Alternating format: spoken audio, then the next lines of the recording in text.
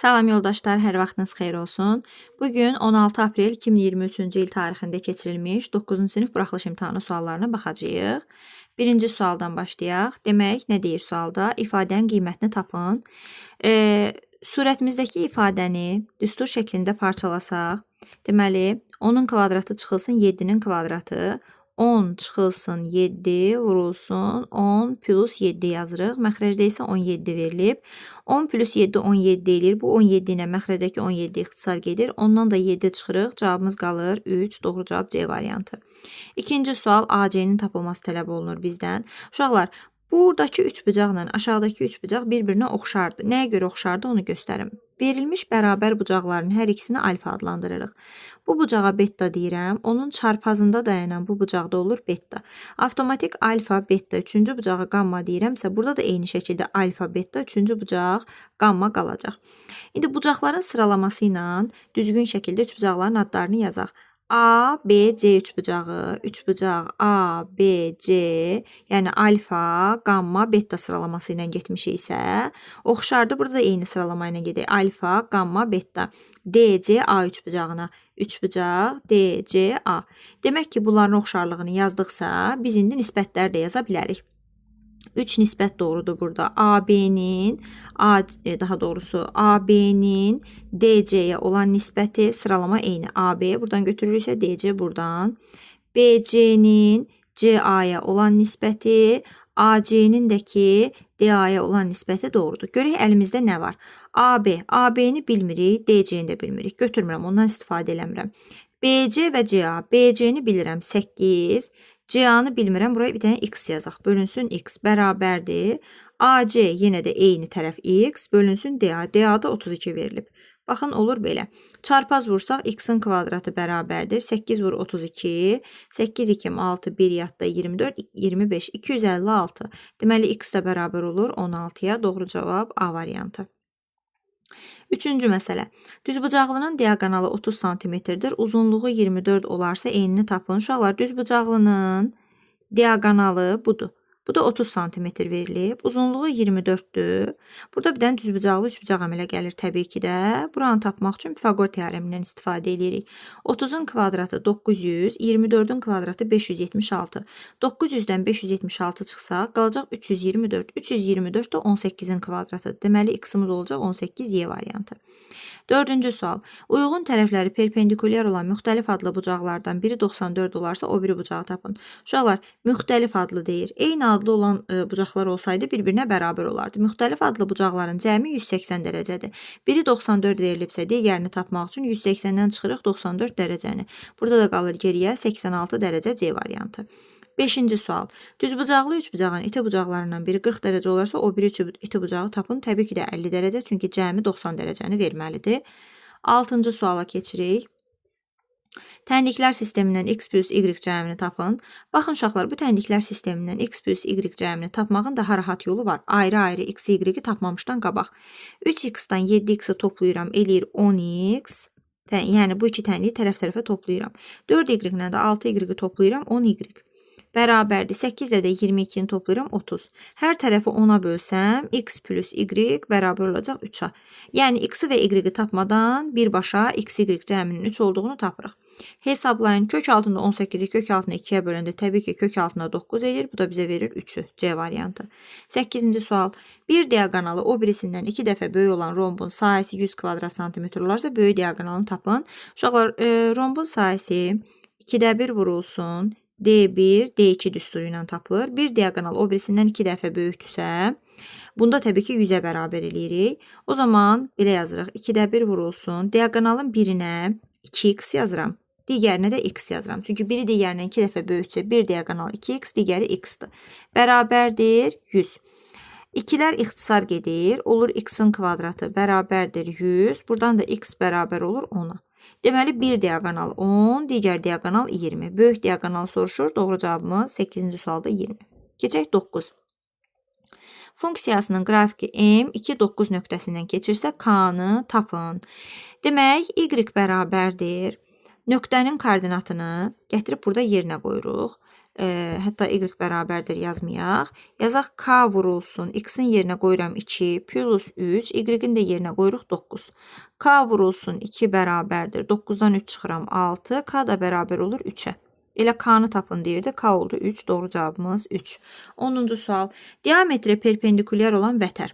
Uşaqlar, çevrəmiz, bu bizim diametrimiz, mərkəzimiz. Diametrə perpendikulyar olan vətər, yadınıza saxlayın ki, diametrə vətər perpendikulyarsa bu vətər diametr vasitəsilə 2 bərabər hissəyə bölünür. Diametri 5 və 45 olan 2 hissəyə bölür. Burası 5-dir. Buradan bura qədər olan hissə də 45-dir. Vətərin hissələrindəki x yazırıq. Çevrədə kəsişən vətərlərin xassəsinə əsasən x ilə x-in hasili, yəni x-in kvadratı bərabərdir 5 vurulsun 45 olur. 5-i də 45-ə vuranda olur 225, x-i tapırıq 15. Nə soruşur? Vətərin uzunluğunu. Vətər özü bütöv 2x olduğuna görə 15, 15, vətərin uzunluğu olur 30 cm. 10-cu sualda doğru cavabımız 30. 11-ci suala baxaq. Bir ədədin 15%, digər ədədin 45%-nə bərabərdir. Bu ədədlərin cəmi 120 olarsa, bu ədədlərin fərqinin modulunu tapın. Şöyle, ədədlərimizi götürürəm A və B. A-nın 15%, yəni A vur 15 böl 100, B-nin 45%-nə bərabərdir. Yəni B vur 45 böl 100-ə. Yüzləri ixtisar aparsaq, hər iki tərəfdən yüzləri aparsaq və 15-ləri də hər tərəfə 15-ə də ixtisar aparsaq, burada 1, burada 3 qalacaq. Olacaq A bərabərdir 3B-yə. A 3B-yə bərabərdirsə, bu ədədlərin cəmi də 120-dir. A ilə B-nin cəmi 120-dir. A-nın yerinə qoysam 3B, olacaq 4B bərabərdir 120, B də bərabərdir 30. B 30-dursa, A-mızda 90-dır. Fərqinin modulu soruşulur. 90-dan da çıxırıq 30-u. Bu da verir bizə 60. 11-ci sualın cavabı 60 olur. Keçək 12-ci suala. Eyni iki ədədin əkobunun əbobuna nisbəti ortaq olmayan sadə vuruqların hasilinə, yəni C-yə bərabərdir.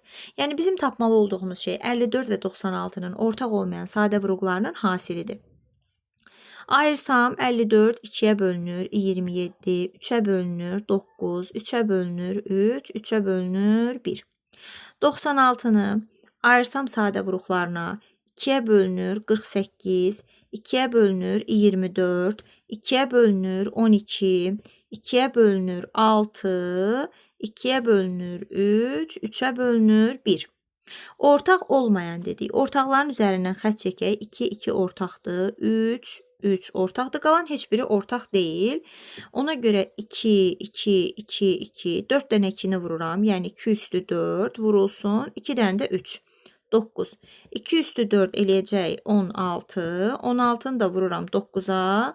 Bu da eləyir 144. Doğru cavabımız olur 144. Keçək 13-cü suala. 13-cü sualda deyir.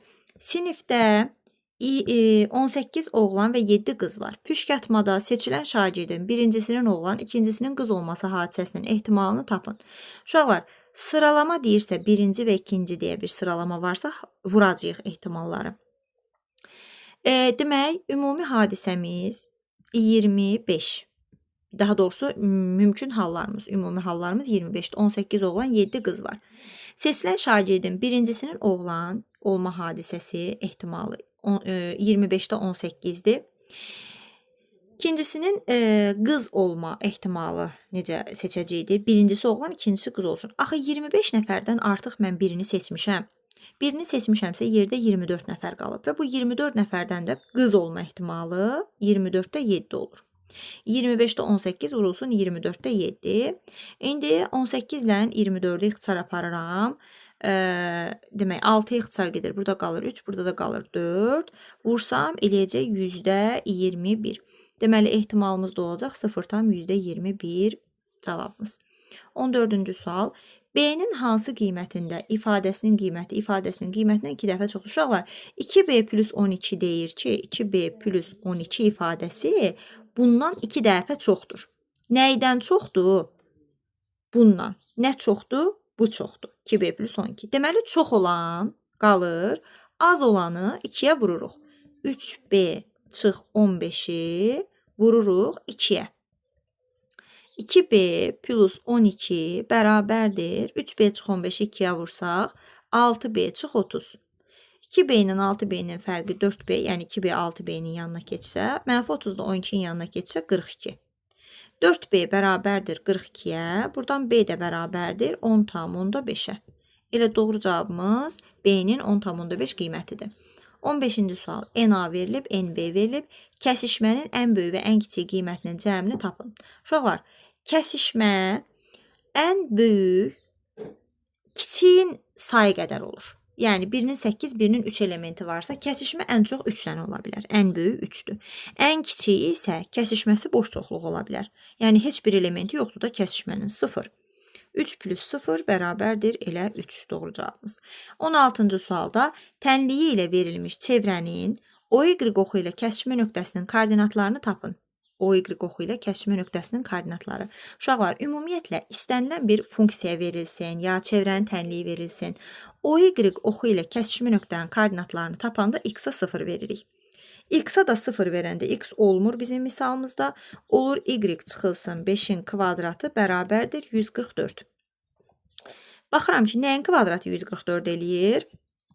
Y çıx 5-i bir dəfə bərabər eləyirəm 12-yə. Təbii ki, bunu açıb da həll eləyə bilərik. Amma mən belə həll edirəm, rahat olur. Y çıxılsın 5-i də bir dəfə mənfi 12-yə bərabər eləyirik. Buradan y-i tapıram 17. Buradan da y-i tapıram mənfi 7. Deməli, koordinatların olur birincisi 0, 17. Biri də olur 0, mənfi 7. Axı, hər ikisini tapanda x-a biz 0 veririk. Cavabımız olur bu iki nöqtə. 17-ci sual. Ədədin 4də 1 hissəsi ilə 9-da 4 hissəsinin cəmi 25 olarsa, ədədin 4də 1 hissəsini tapın. Uşaqlar, ədədin 4də 1 hissəsi ilə 9-da 4 hissəsinin cəmi 25 olarsa, yəni 4də 1 ilə 9-da 4-ü toplayırıq. Bu eləyir 4 ilə 9-un ortaq məxrəci 36. 36-nı 4-ə bölürəm 9, 9-a bölürəm 4. 16, 9, etdi 25. 36-da 25 hissəsi 25-dir. Yəni, tənliyimizi qursaq, 36-da 25 hissəsi 25-dir. Bizə deyir ki, həmin ədədin 4də 1 hissəsini tapın. 4də 1 hissəsi də sual x tənasüblə tapsaq, çarpaz vururam, 4də 1-i vururam 25-ə, aldığım cavabı da bölürəm 36-da 25-ə. Onun üçün də elə çarpaz, daha doğrusu tərsinə 25-də 36-ya vururam. 25-lər ixtisar gedir, 36 ilə də 4 ixtisar gedir. Doğru cavabımız qalır 9. Keçək 18-ci sualımıza. İfadəni sadələşdirin deyir. Uşaqlar, surəti sadələşdirəndə ortaq vuruq olaraq mənfi 2-ni çıxardıram çölə. Qalır a minus 8. Aşağını da viyyət tətbiq eləyərək vuruqları ayırmağa çalışsam, hasili 32 cəmi 12, 4 ilə 8-dir. Deməli, bunun vuruqları a çıx 4, a çıx 8 olacaq. A çıx 4, a çıx 8. Təbii ki, a çıx 8-lər ixtisar gedir. Cavabımız qalır mənfi 2 bölünsün, a çıx 4. Bunu belə də yaza bilərik. Bunun mənfisini aşağıya atıb, aşağının yerini dəyişib 4 çıx a, yuxarıda 2. Belə də yaza bilərik. Hər iki variant doğru variantdır. 19-cu suala baxaq. Ədədi 9-a tam bölünərsə x-a tapın. Uşaqlar, verilmiş ədədin 9-a tam bölünməsi üçün ədədin rəqəmlərinin cəmi 9-a bölünməlidir. Ədədin rəqəmlərini cəmləyək 2, 3, 5, 10, 14. Rəqəmlərinin cəmi 14 plus x-dır. 9-a bölünməsi üçün x-in yerinə elə ədəd qoymaq lazımdır ki, bu cəm 9-a bölünsün. X-in yerinə də qoymaq lazımdır 4. Çünki 14-ün üzərinə 4 gələndə eləyir 18 və 9-a bölünür. Doğru cavabımız olur 4. 20-ci sual.